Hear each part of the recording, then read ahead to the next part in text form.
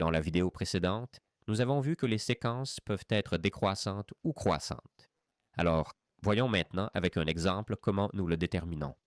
Donc ici, nous avons la tâche de savoir si la séquence 4n, n plus 1 décrite par le terme général est croissante. Donc, nous avons dit que cela nous intéresse, n'est-ce pas?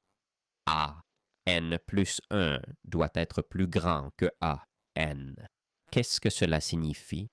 Cela signifie que nous regardons la suite, nous regardons A1, A2, A3, A4, et ainsi de suite. C'est-à-dire, ce sont nos termes, et nous nous demandons maintenant si, par exemple, ce terme est plus grand que le précédent, c'est-à-dire A, n plus 1. Année, avec cela, nous montrons qu'il s'agit d'un terme suivant, s'il est plus grand que A, n. Eh bien, et ceci est une inégalité. Si je déplace maintenant ce A, n de l'autre côté, le signe change. Moins A, n. Ici, il me reste 0. Cela signifie que je dois déterminer si la différence entre deux termes consécutifs est supérieure à 0. Donc, A, n plus 1 moins A, n doit être supérieur à 0. Ou bien cela peut être aussi égal. Alors montrons d'abord comment écrire A, n plus 1. Donc ici nous avons A, n. C'est le terme général, n'est-ce pas?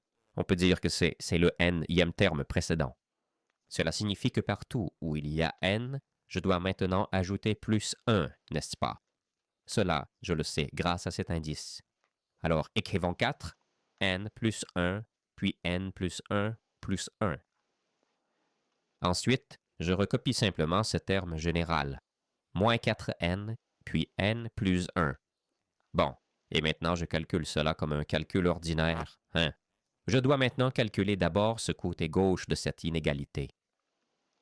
Ainsi, en supprimant cette parenthèse, j'obtiens 4n plus 4. En bas, j'ai n, 1, et je regroupe ces deux 1 en 2. Puis moins 4n, puis n plus 1.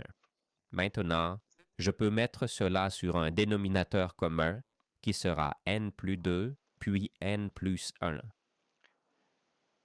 Cela signifie que je dois multiplier ce numérateur par n plus 1. Et qu'est-ce que j'obtiens?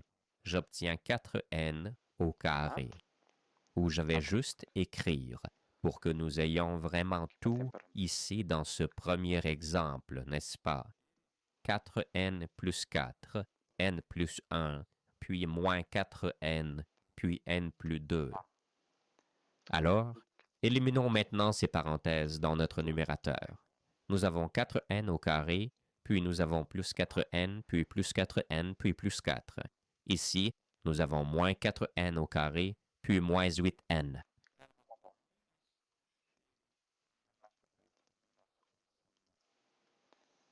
Je réécris encore le dénominateur n plus 2, n plus 1.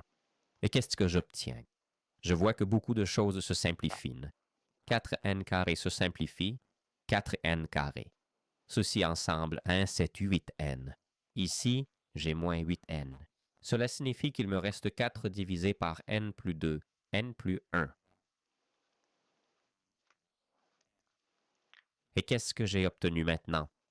Ceci, ce que j'ai obtenu, est le résultat de l'inéquation du côté gauche.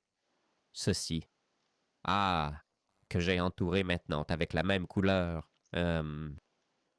Non. Et maintenant, nous nous demandons si c'est plus grand que 0. C'est-à-dire, si j'insère ici par exemple 1, qu'est-ce que j'obtiens?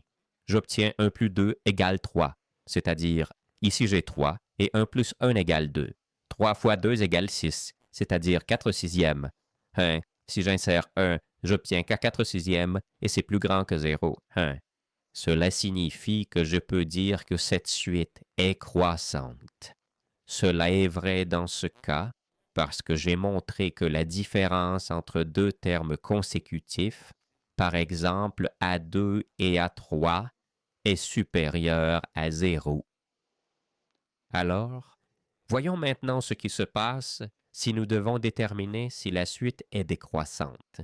Nous avons encore les termes, n'est-ce pas? 1, A2, A3, A4 et ainsi de suite.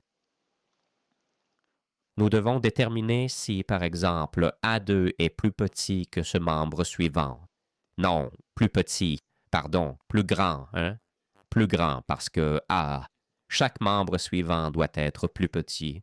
Alors, la suite sera décroissante. Alors, qu'avons-nous dit? La règle ici est que A, n plus 1, c'est-à-dire par exemple A3, est inférieur à A, n. Et si je change cela, hein, si je mets A, n de l'autre côté, qu'est-ce que j'obtiens? J'obtiens A, n plus 1 moins A. N est alors inférieur ou égal à 0. C'est-à-dire ici, hein, je dois obtenir quelque chose de moins que 0. C'est-à-dire si j'obtiens mon résultat final inférieur à 0. Puis je sais que la séquence est décroissante. Alors, voyons cela maintenant. Découvrons-le maintenant. Écrivons d'abord A, n plus 1. C'est-à-dire partout où n apparaît, j'ajoute 1. J'obtiens 1 moins n plus 1 au carré divisé par n plus 1. Ensuite, je réécris encore le terme général qui est déjà donné. C'est A, AM, pas A1 moins n au carré divisé par n. Alors, calculons cela maintenant. Ici, le processus sera un peu plus long. Si vous savez le faire vous-même, hein, vous pouvez passer à la fin. Donc, 1 moins, je supprime cette parenthèse, au carré plus 2n plus 1. N plus 1, puis moins 1 moins n au carré divisé par n, puis je recopie simplement. Ici, pour éliminer la parenthèse, j'obtiens un moins n au carré moins 2n moins 1 divisé par n plus 1, puis je recopie cela.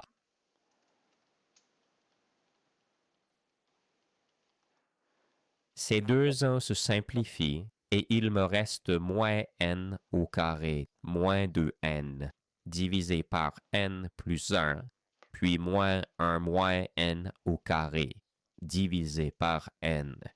C'est égal.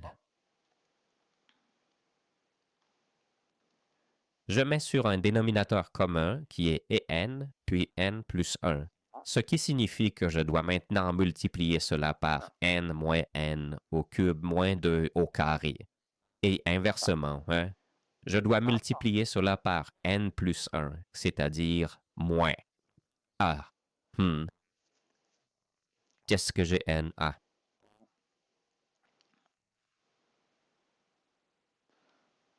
Je vais écrire comme ça ici un moins n au carré, puis n plus 1.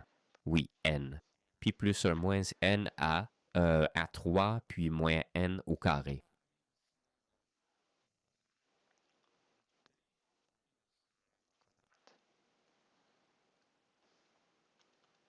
Alors, supprimons maintenant cette parenthèse, c'est-à-dire, si j'efface la parenthèse, j'obtiens moins plus plus, c'est-à-dire, si j'efface cela, pour ne pas utiliser trop d'espace.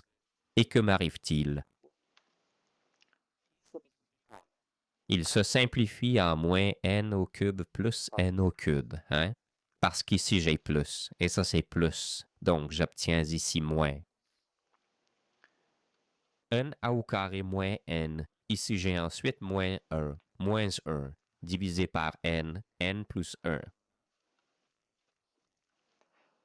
Et si j'expose maintenant dans le numérateur le moins 1, si je l'expose, qu'est-ce que j'obtiens? J'obtiens n carré moins, plus n plus 1 et n plus 1. Et ça, c'est ce que j'ai obtenu, hein? Peu importe ce que j'insère dans ce résultat. Ce que j'ai obtenu, hein, c'est la différence de deux termes consécutifs. Ce sera toujours inférieur à 0. Pourquoi? À cause de ce moins, hein? C'est-à-dire que je ne peux pas me débarrasser de ce moins, car chaque n est un nombre naturel, et cela sera toujours une valeur négative, 1. Ce qui signifie que nous avons une équation, c'est-à-dire que le côté gauche sera toujours inférieur ou égal à 0, et je peux dire que la suite est décroissante.